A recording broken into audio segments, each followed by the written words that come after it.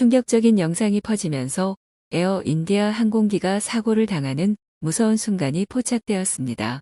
해당 영상에는 에어 인디아 항공기에서 한 남성이 추락 직전에 탈출하는 장면이 기록되었습니다. 이는 사고기 182편의 유일한 생존자로 나머지 241명의 탑승자는 모두 사망했습니다. 이 생존자의 초기 진술에 따르면 이번 추락 사고의 원인은 초기 예상과 달리 기술적 결함이 아니었습니다. 이 기이한 생존자의 증언은 당국과 전 세계 여론을 충격에 빠뜨리고 있습니다. 그렇다면 운명의 그날 하늘 위에서 무슨 일이 정말로 있었던 것일까요? 자세한 내용을 바로 알아보도록 하겠습니다. 오늘의 한 뉴스를 놓치지 않으려면 채널을 구독하는 것을 잊지 마세요. 6월 12일 정오 에어 인디아 국영 항공사의 보잉 787-8 드림라이너가 242명을 태우고 사르다르 발라부바이 파텔 국제공항에서 런던으로 출발한 직후 사고를 당했습니다.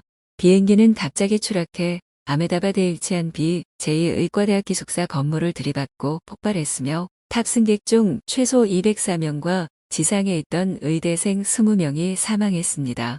인도 민간항공총국에 따르면 이륙 후 3분도 지나지 않아 AI-2171편 조종사가 긴급 구조 신호인 메이데이를 보냈습니다.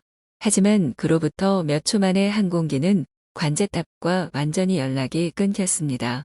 6월 12일 저녁 인도 언론은 서부 도시 아메다바드 공항 감시 카메라에서 추출한 영상을 공개했으며 해당 영상은 에어 인디아 국영 항공사의 보잉 787-8 항공기가 활주로에서 가속 후 이륙하는 장면을 보여주었습니다.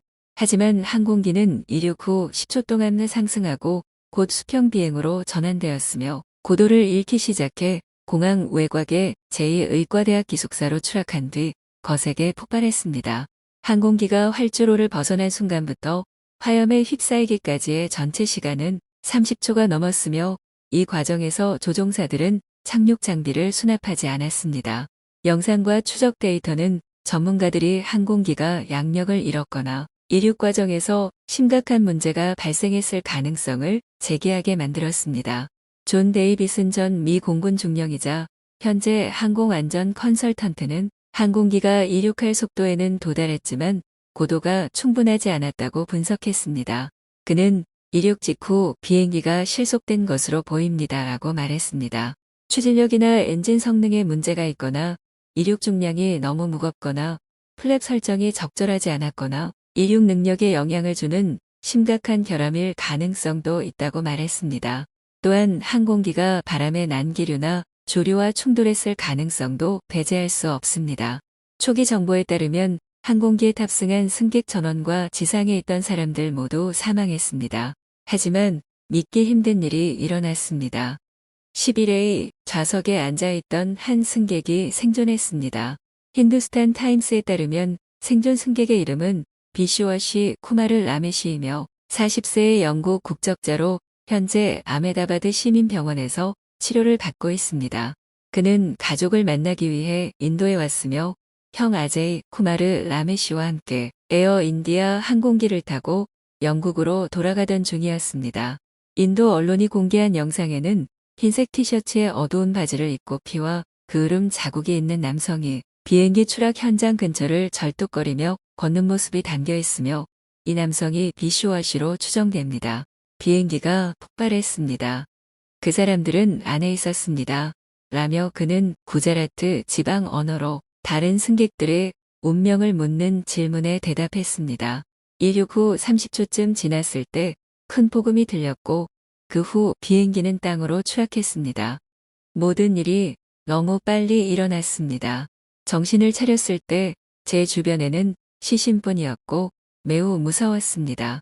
저는 일어나 도망쳤습니다. 누군가 저를 붙잡아 앰뷸런스로 옮겨 병원으로 데려갔습니다. 라고 비슈워시는 회상했습니다. 비슈워시는 가슴, 눈, 다리의 충격으로 인해 부상을 입었습니다. 형아제의 쿠마르 라메시는 다른 좌석에 앉아 있었고 현재 행방이 확인되지 않았습니다. 그를 볼 수 없었습니다. 제발 아제이를 찾아주세요라고 그는 말했습니다. 에어 인디아의 보잉 7회8 항공기 좌석 배치도에 따르면 11의 좌석은 이코노미 클래스 맨 앞줄, 날개 앞쪽, 왼쪽 비상구 바로 옆에 위치해 있습니다.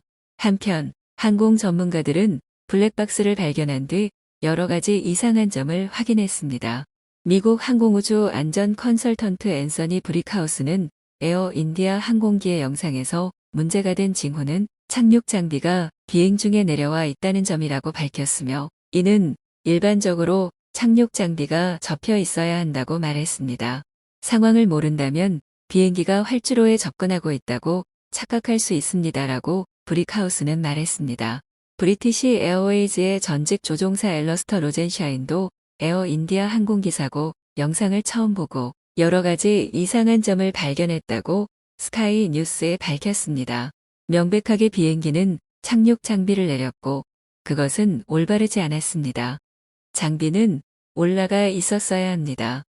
영상이 명확하진 않지만 비행기가 플랩을 설정하지 않은 상태로 이륙한 것처럼 보입니다라고 그는 말했습니다.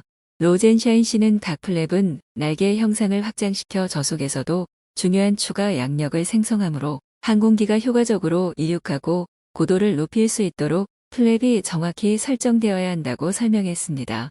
그는 덧붙여 아직은 추측에 불과하지만 이것이 비행기가 추락한 이유를 설명할 수 있습니다라고 말했습니다. 영상이 명확하지 않지만 플랩 설정이 잘못된 것처럼 보입니다. 항공기의 고도도 올바르지 않았고 오히려 하강하고 있는 것처럼 보였습니다. 이는 이륙 시 플랩이 제대로 설정되지 않아 발생한 공기역학적 문제일 가능성이 높습니다라고 그는 다시 강조했습니다. 당국은 비행기 추락 원인에 대한 가설을 조사하고 평가하고 있습니다.